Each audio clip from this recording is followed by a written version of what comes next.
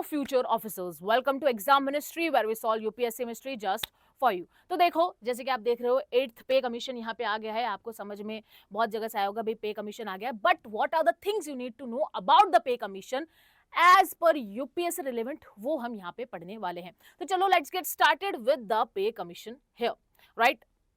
उससे पहले there is one more thing, अगर आप यहाँ पे ऑप्शनल सब्जेक्ट ढूंढ रहे हैं which is very very important for you, right, तो ऑप्शनल सब्जेक्ट अच्छी तरीके से अगर आपको पढ़ना है, चाहे ऑनलाइन हो या ऑफलाइन हो, तो एग्जाम मिनिस्ट्री आपके लिए ऑफर लेके आया है, राइट। तो यहाँ पे प्राइस ड्रॉप भी हुआ है, so you must check out the offers as well, you can see the classes as well जो ऑनलाइन आपको प्लेटफॉर्म पे मिलेगी, and you can have your optional from here as well. तो प्लीज इसको check out करना एंड यू विल नो कि how एक अच्छा ऑप्शनल, एक अच्छा जो आपके लिए बहुत ही स्कोर में एक बहुत ही खासा गैप लेकर आता है ऑप्शनल, क्योंकि बहुत सारे स्टूडेंट्स को बहुत प्रॉब्लम होती है ऑप्शनल को लेके, राइट। तो you can contact here as well, तो आपकी प्रॉब्लम्स भी यहाँ पे सॉल्व होगी। Also as I have said, mentoring is completely free here, तो आप यहाँ पे मेंटोरिंग लीजिए, आप यहाँ पे पूछिए कि भाई ऑप्शनल में आपको क्या प्रॉब्लम होती है, क्या नहीं होती है, and we will surely solve it out for you. तो चलो let's get started with it कि भाई 8th पे कमीशन यहाँ पे आ चुका है गेम चेंजर की तरह, क्योंकि बोला जा रहा है कि भाई यहाँ पे अब सैलरी हाइक होने वाली है, राइट। तो सैलरी हाइक होगी और बोल रहे हैं कि भाई 3 गुना भी सैलरी यहाँ पे हाइक हो सकती है। तो चलो ये सारी चीजें तो न्यूज में है, क्या होता है क्या नहीं होता है वो चीज देखेंगे, लेकिन लेट्स सी कि भाई 8th पे कमीशन है क्या और पे कमीशन होता क्या है। चलो तो भाई न्यूज क्या है, 8th पे commission likely from 20, just give me a second, okay, 8th pay commission likely from 2026 recommendation may triple salaries of central government employees based on a new fitment factor to tackle inflation and cost of living. ठीक है, तो ये यहाँ पे news आई है और इसमें आपको क्या चीजें पता होनी चाहिए। सबसे पहले कि भाई ये पे कमीशन होता क्या है, व्हाट इज अ पे कमीशन हियर, एंड ऑल्सो यहाँ पे देखिए ये फिटमेंट फैक्टर यहाँ पे होता क्या है।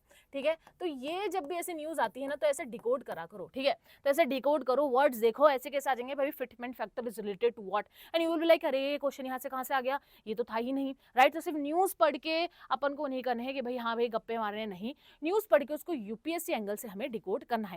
तो चलो देखते हैं, सबसे पहले ये पे कमीशन है क्या। देखो पे कमीशन एक गवर्नमेंट अपॉइंटेड बॉडी होती है, ठीक है, क्या होती है, गवर्नमेंट अपॉइंटेड बॉडी होती है जो यहाँ पर रिकमेंड करती है क्या क्या सैलरी, पेंशन, अलाउंसेस किसके ऊपर, गवर्नमेंट एम्प्लॉयज के लिए। ठीक है, तो salary and pensions of the government employees कितनी होनी चाहिए, किस टाइम के अकॉर्डिंग, वो यहाँ पे बताता है पे commission here, and that's why ये हर 10 साल में बनाई जाती है। और कब बनाई गई थी, पहले 1946 में, एंड दैट्स व्हाई ये वापस से पे कमीशन यहाँ पे आया है। इन्फ्लेशन को देखेगा, ठीक है, और इन्फ्लेशन को देख के, इकोनॉमी को देख के, इन सबको स्टडी करके यहाँ पे सैलरी और पेंशन डिसाइड की जाने वाली है।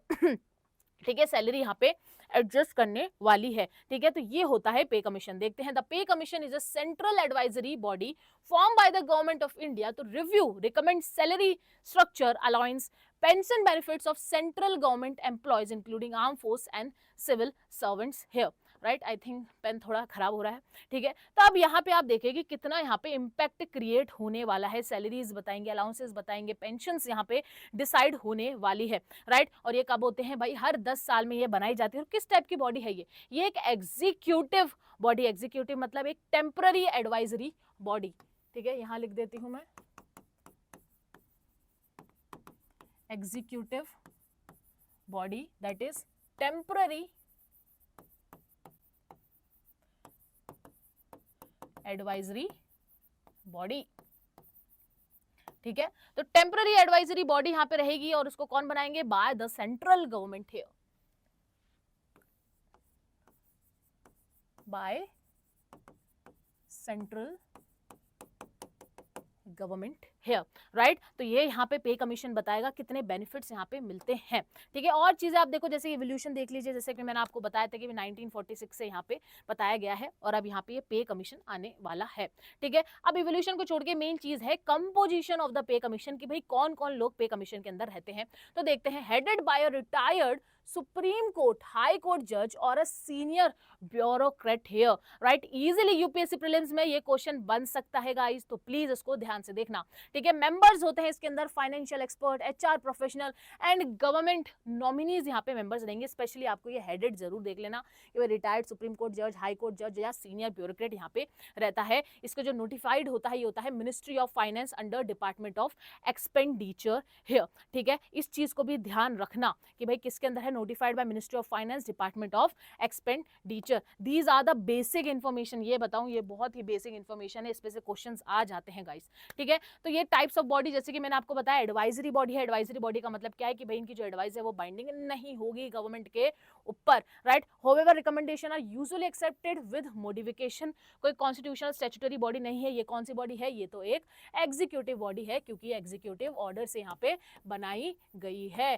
ठीक है। कौन सी बॉडी है, ये एग्जीक्यूटिव बॉडी है। इजीली आपको यहाँ पे कंफ्यूज किया जा सकता है कि भाई pay commission is a statutory body made every 10 year, and you will be like अच्छा ये चीज तो हमने ध्यान नहीं दी होगी, statutory body every 10 year, right, या कोई कॉन्स्टिट्यूशनल बॉडी। तो प्लीज ध्यान रखना, it is a executive body made by the executive order of the central government temporary advisory body, ठीक है। Is it mention in the constitution? No specific article maintain पे, इसमें mention नहीं है पे कमीशन इन द कॉन्स्टिट्यूशन, क्योंकि आता है is as per the constitution, तो इसलिए मैंने यहाँ पे लिखा है falls under executive power of the union, article 73 plus 70 of the union list. कौन सी? Salaries of central government and employees के अंदर ये फॉल करता है, यूनियन लिस्ट के अंदर, ठीक है। तो ये चीजें जानना आपके लिए बहुत बहुत बहुत जरूरी है गाइस, ठीक है। ऐसे क्वेश्चंस आपको इजीली पीजीली यहाँ पर आ जाएंगे, यू विल ले कि ये कहाँ से पूछा था, राइट। समझ में आ गया आपको कि बॉडी कौन सी है, मेंशन कहाँ पर है कॉन्स्टिट्यूशन के अंदर। फंक्शंस की आप बात करें तो वही सारे फंक्शंस होते हैं, जैसे कि सैलरी को रिव्यू करना, गवर्नमेंट एम्प्लॉयज के रिकमेंड करना, फिटमेंट फैक्टर, ठीक है। अब ये फिटमेंट फैक्टर क्या है, ठीक है, जो मैंने आपको सेकंड बताया था कि ये जो फिटमेंट फैक्टर है ये क्या, देखो फिटमेंट फैक्टर मतलब होता है एक स्पेसिफिक नंबर, ठीक है। तो ये स्पेसिफिक नंबर ओल्ड सैलरी में यहाँ पे लगाया जाता है, तो ये ओल्ड सैलरी और स्पेसिफिक नंबर को यहाँ पे लगा दिया तो ये न्यू स्केल यहाँ पे आ जाती है, सैलरी की न्यू पे स्केल यहाँ पर आ जाती है। फॉर एग्जाम्पल मान लो, चलो इसका एग्जाम्पल लेते हैं, मान लो आपकी सैलरी है 10,000, ठीक है, ठीक है। तो आपकी सैलरी है 10,000, पे कमीशन है यहाँ पे फिटमेंट फैक्टर लगाया, मान लो फिटमेंट फैक्टर है 2.57, तो जो ये नंबर है ना ये है फिटमेंट फैक्टर, ठीक है। अब ये जो ओल्ड सैलरी है इस पर ये फिटमेंट फैक्टर लग गया, अब आपकी न्यू सैलरी यहाँ पे काउंट होगी, तो कितना होगा भाई, सी सेट बताओ, 25,700 हो गई ना, तो ये आपकी न्यू सैलरी है, ठीक है। तो ये जो स्पेसिफिक नंबर है जो यहाँ पे यूज होता है, जो पे कमीशन बताती है, रिकमेंड करती है, ये होता है फिटमेंट फैक्टर। ये प्लीज ध्यान यहाँ पे लगा देना, ठीक है, ध्यान से ये फिटमेंट फैक्टर समझ लेना। मैंने आपको एग्जांपल भी बता दिया है, राइट। आगे देख लिए, सजेस्ट करती है चेंज अलाउंसेस में, पेंशन स्कीम्स में, पे पैरिटी अमंग सर्विसेज के अंदर। ऑल्सो अकाउंट लेती है भाई कॉस्ट, क्योंकि इन्फ्लेशन वगैरह तो काउंट करके बताएगी कि भाई अभी जो सैलरी गवर्नमेंट एम्प्लॉयज को दी जा रही है वो एक्चुअली में उनके लिविंग के लिए सही है कि नहीं है, right. Inflation, fiscal health of the economy, ये सारी चीजें कैलकुलेट करके ये यहाँ पे क्या करती है, रिकमेंड करती है कि भाई क्या फिटमेंट फैक्टर यहाँ पे होना चाहिए, क्या सैलरी होनी चाहिए, क्या यहाँ पे पेंशन होनी चाहिए, ठीक है। तो ये सारी जो रिकमेंडेशन, इसका फाइनल अप्रूवल कौन करेगा भाई, इन्होंने तो यहाँ पे रिकमेंड कर दिया है, तो फाइनल अप्रूवल यहाँ पे कौन करने वाला है, क्या यूनियन कैबिनेट यहाँ पे फाइनल अप्रूवल करने वाला है, जो भी रिकमेंडेशन यहाँ पे कमीशन होगा, तो फाइनल अप्रूवल, फिर ये pen just give me a second,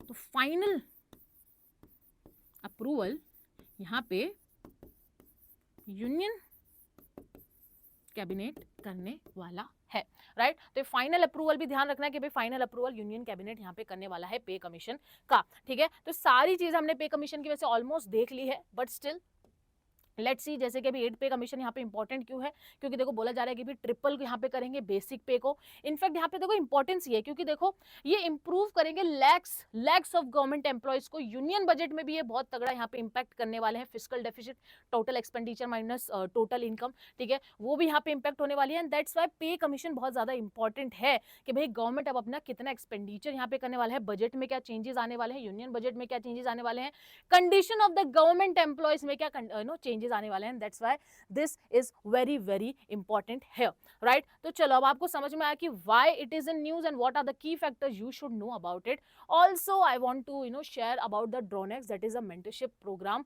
for you, and it is first ever self study initiative by exam ministry here, right? So if you wanna know about it, if you wanna enroll in it, please do give a call, we will reach out to you because it is very very important, क्योंकि आपको यहाँ पे self study initiative यहाँ पे मिल रहा है। तो चलो फटाफट से हम एक क्वेश्चन यहाँ पे देखते हैं इससे related regarding the pay commission. Let's get started. With reference to the pay commission in India consider the following statement. Okay, the pay commission is constituted under Article 300 of the Constitution, which empowers the president to regulate condition of service. No. So first is wrong here. Next, its recommendation are placed before the parliament for approval before implementation. No. Next, the fitment factor recommended by pay commission affects both serving employees and pensioner. Exactly. दोनों यहाँ पे impact होंगे। The pay commission can recommend changes that have retrospective financial, retrospective मतलब back date apply, ठीक है। Retrospective का मतलब होता है बैक डेट, ठीक है। इसको सिंपल एग्जांपल से बताते हैं, जैसे कि मान लो कि आज डिसीजन लिया गया है कि आज से आपकी सैलरी मतलब आज डिसीजन लिया है जैसे कि जुलाई 2025 में कि भाई आज से हाइक होगा सैलरी, तो रेट्रोस्पेक्टिव मतलब कि लेकिन ये जो इफेक्ट में आएगी जैन 2025 से, ठीक है। तो लिया गया जुलाई में, है ना, लेकिन इसका जो इफेक्ट है वो जनवरी से बता दिया, ठीक है। तो बैक डेट से ये इम्पैक्ट यहाँ पे क्रिएट किया, तो यस इट इज ट्रू, ये रेट्रोस्पेक्टिव फाइनेंशियल इम्पैक्ट यहाँ पे क्रिएट कर सकती है। तो यहाँ पे 3 और 4 ये दोनों ऑप्शंस यहाँ पे सही है, तो आंसर यहाँ पे होने वाला है बी हियर, राइट। तो इसी तरीके से हम यहाँ पे एक टॉपिक उठाएंगे, उसको यूपीएससी रिलेवेंट से सिंप्लीफाई करेंगे और ऐसे यहाँ पे मॉडल क्वेश्चंस लगाएंगे, ठीक है गाइस। तो आई होप आपको समझ में आया होगा basic about the pay commission here, which you need to know, which you need to have specially the composition here, right. तो चलो मिलते हैं आपसे नेक्स्ट क्लास में। Bye bye, take care.